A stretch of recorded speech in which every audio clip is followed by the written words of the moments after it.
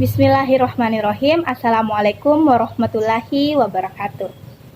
Perkenalkan, saya Nur Elisa Patiroy, mahasiswa dari Institut Agama Islam Negeri Bone, Fakultas Ekonomi dan Bisnis Islam Prodi Ekonomi Syariah Kelompok 2. Nah, pada video kali ini saya akan menjelaskan mengenai tugas yang diberikan oleh dosen saya, yaitu Bapak Dr. Syaparudin SAG MSI, selaku dosen pengajar pada mata kuliah Manajemen Keuangan Islam. Nah, adapun tugas yang diberikan yaitu untuk membuat video kreatif mengenai modifikasi pengelolaan resiko dalam keuangan syariah pada pembiayaan modal kerja musyarakah. Baiklah, mengenai pembiayaan modal kerja. Dalam Otoritas Jasa Keuangan, pembiayaan itu dukungan pendanaan untuk kebutuhan atau pengadaan barang, aset, atau jasa tertentu yang mekanisme umumnya melibatkan tiga pihak, yaitu pihak pemberi pendanaan, pihak penyedia barang, aset, atau jasa tertentu, dan pihak yang memanfaatkan barang, aset, atau jasa tertentu. Nah, produk pembiayaan disediakan oleh Bank Umum Syariah, Unit Usaha Syariah, BPRS, dan perusahaan pembiayaan. Namun, terdapat pula mekanisme yang hanya melibatkan dua pihak seperti pembiayaan emas di bank atau BPR Syariah dan pembiayaan dengan cara jual dan sewa balik atau sell and leaseback. Kemudian, dalam peraturan Otoritas Jasa Keuangan nomor 16 POJK 03/2014 menyatakan bahwa pembiayaan itu penyediaan dana atau tagihan yang dipersamakan dengan itu berupa transaksi bagi hasil, transaksi sewa menyewa termasuk sewa menyewa jasa, transaksi jual beli, dan transaksi pinjam meminjam berdasarkan persetujuan atau kesepakatan antara bank dengan pihak lain yang mewajibkan pihak yang dibiayai dan atau diberi fasilitas dana untuk mengembalikan dana tersebut setelah jangka waktu tertentu dengan imbalan ujrah, tanpa imbalan, margin, atau bagi hasil. Nah, dalam hal ini, pembiayaan modal kerja itu merupakan penyaluran pembiayaan yang diberikan bank syariah kepada nasabah untuk membantu kebutuhan modal kerja usaha yang dijalankan oleh nasabah pembiayaan tersebut. Ada pembiayaan keuangan syariah. Nah, di sini keuangan syariah itu penyediaan uang atau tagihan yang dipersamakan dengan itu berdasarkan persetujuan atau kesepakatan antara lembaga keuangan syariah dengan pihak yang dibiayai untuk mengembalikan uang atau tagihan tersebut setelah jangka waktu tertentu dengan imbalan yang ditetapkan sebelumnya. Selanjutnya, pembiayaan modal kerja keuangan syariah.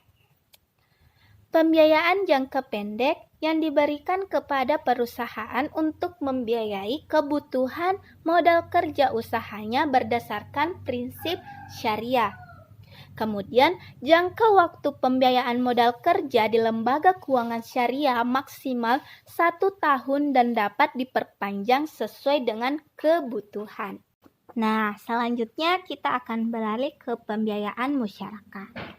Menurut Fatwa DSN MUI nomor 8 DSN MUI 4/2000, pembiayaan musyarakah itu pembiayaan yang didasarkan atas akad kerjasama antara dua pihak atau lebih untuk suatu usaha tertentu.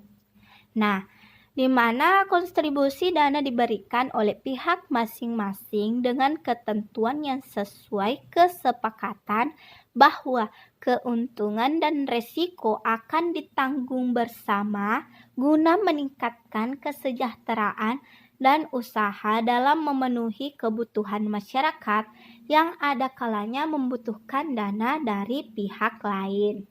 Nah, dalam pembiayaan musyarakah, pada model pembiayaan lembaga keuangan syariah, pembiayaan itu sebagian dari modal usaha yang mana pihak lembaga keuangan syariah dapat dilibatkan dalam proses manajemen.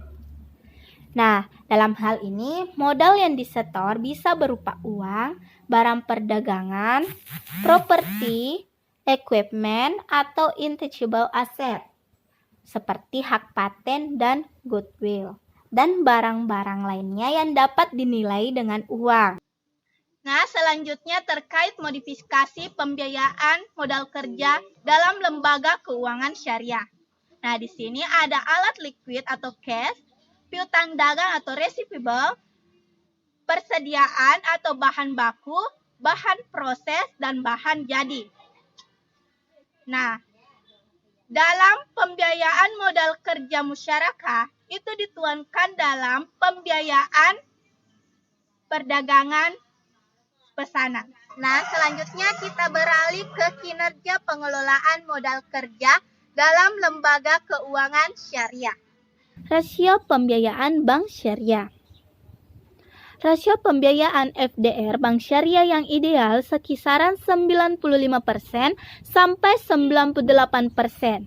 Hal itu berarti dari 100% dana yang terkumpul dari masyarakat, sebanyak 95% sampai 98% diantaranya disalurkan dalam bentuk pembiayaan. Nah, rumusnya itu FDR sama dengan pembiayaan MK per DPK dikali 100%. Mengukur komposisi pembiayaan yang disalurkan dengan DPK dan modal sendiri. Semakin tinggi rasio ini, semakin rendah kemampuan likuiditas bank syariah. Nah, selanjutnya ROA, bank syariah. ROA atau Return on Asset secara umum merupakan jenis dari rasio profitabilitas. Nah, ROA sama dengan laba bersih per total aset dikali 100%. Nah, perhitungan ini yakni ukuran untuk menilai seberapa besar tingkat pengembalian dari aset yang dimiliki perusahaan. ROA sama dengan laba PMK per total aset PMK dikali 100%.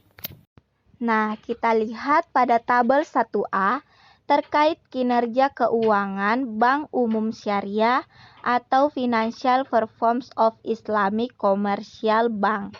Nah, di sini ada indikator dan tahunnya.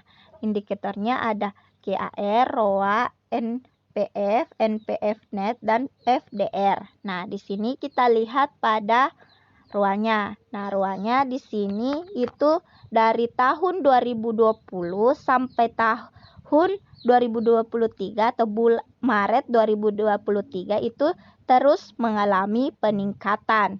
Nah, dan kita lihat pada NPF net-nya. Nah, di sini NPF net-nya dari tahun 2020 sampai tahun 2023 atau bulan Maret 2023 itu mengalami penurunan. Nah, dalam hal ini bisa kita simpulkan bahwa kinerja keuangan Bank Umum Syariah itu termasuk dalam kategori baik karena ROA-nya lebih tinggi dibandingkan NPF net-nya. Nah, selanjutnya kita beralih ke pengelolaan dalam keuangan syariah pada PMK musyarakah. Nah, pertama kita identifikasi risiko musyarakah. Nah, di sini risiko pembiayaan. Nah, risiko pembiayaan, risiko yang diakibatkan oleh kegagalan nasabah dalam memenuhi kewajibannya kepada BUS, UUS, BPRS, atau jika nasabah melakukan prestasi atas ketentuan-ketentuan kontrak. Nah, di sini risiko yang dihadapi yaitu pertama, adanya kemungkinan saat nasabah tidak membayarkan porsi bagi hasil milik BUS atau UUS atau BPRS sesuai akad yang telah disepakati akibat kurangnya informasi yang dimiliki atau diperoleh BUS, UUS atau BPRS atas usaha musyarakah yang dijalankan oleh nasabah. Nah, ada yang kedua itu nasabah tidak mampu memenuhi sebagian atau keseluruhan kewajiban pengembalian modal maupun bagi hasil milik BUS atau UUS atau BPRS. Nah, yang kedua itu penilaian risiko. Nah, di sini penilaian risiko ini mencakup 3 aspek, yaitu business risk, risiko bisnis yang dibiayai, shrinking risk, risiko berkurangnya nilai pembiayaan mudharabah atau musyarakah, dan karakter risk, risiko karakter buruk mudharib. Nah, di sini business risk adalah risiko yang terjadi pada first way out yang dipengaruhi oleh pertama itu ada industri risk, yaitu risiko yang terjadi pada jenis usaha yang ditentukan, dan yang kedua itu faktor negatif lainnya yang mempengaruhi perusahaan nasabah.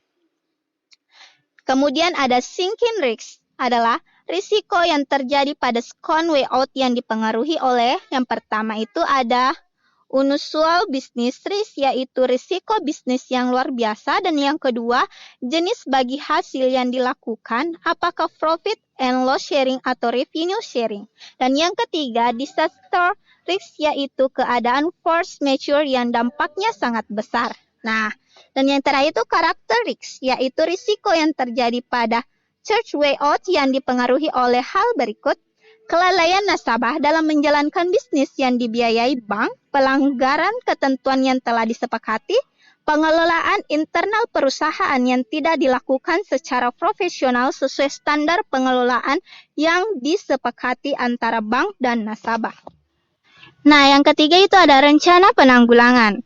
Untuk mengantisipasi terjadinya risiko dalam pembiayaan musyarakah, bank menetapkan pemberian pembiayaan musyarakah hanya dapat dilakukan atas dasar kontrak kerja atau pesanan untuk memberikan tingkat prediksi pendapatan yang relatif akurat atau highly predictable income, dengan mempertimbangkan yang pertama itu kemampuan dan kredibilitas pemberi kontrak kerja untuk membayar nilai kontrak, dan yang kedua itu kemampuan dan kredibilitas nasabah untuk melaksanakan kontrak.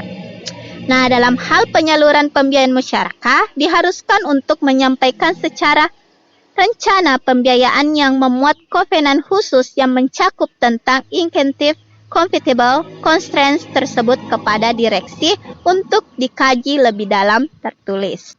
Nah, yang terakhir itu ada evaluasi dan monitoring. Bank syariah perlu merealisasikan pentingnya pertimbangan menghargai waktu dan mendesak dalam melaksanakan musyarakah, di mana nasabah diwajibkan untuk membayar bagian keuntungan dan beserta modal usaha berdasarkan pada data yang ditentukan dalam kontrak. Apabila terjadi keterlambatan pembayaran, maka bagian keuntungan nasabah yang diperoleh sebagai ongkos pengelolaan usaha kemungkinan dapat dipotong atau dikurangi. Namun, jika nasabah membayar jumlah tanggungannya sebelum masanya, maka bagian keuntungan yang dimiliki nasabah sebagai ongkos dari pengelolaan usaha musyarakah kemungkinan dapat ditambah. Nah, selanjutnya kita beralih ke penetapan nilai risiko pembiayaan pada lembaga keuangan syariah.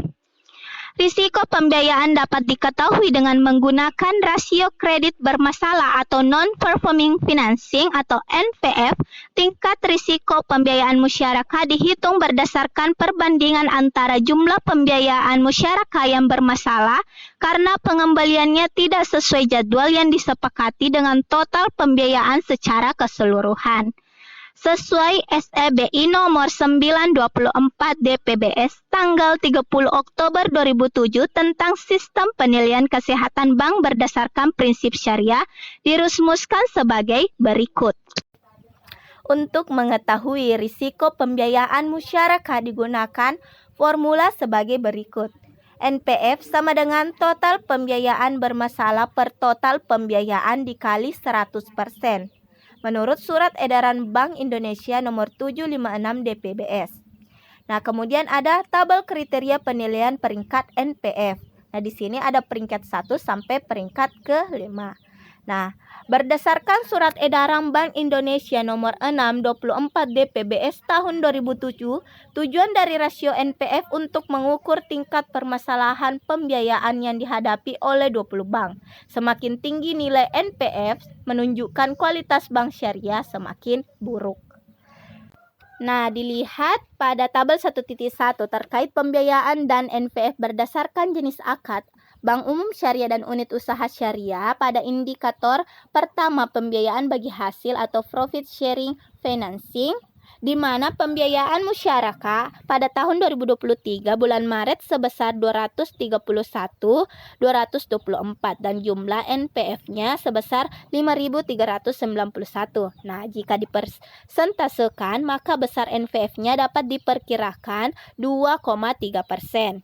Nah, kemudian melihat dari tabel kriteria penilaian peringkat NPF menandakan pembiayaan musyarakah berada pada peringkat kedua. Sehingga dapat disimpulkan pembiayaan musyarakah pada bulan Maret 2023 berada pada kondisi sehat dan cukup stabil. Demikianlah materi yang bisa saya sampaikan. Mudah-mudahan dapat bermanfaat dan menambah wawasan khususnya pada materi modifikasi pengelolaan risiko dalam keuangan syariah pada pembiayaan modal kerja musyarakah. Lebih dan kurangnya mohon dimaafkan. Wassalamualaikum warahmatullahi wabarakatuh.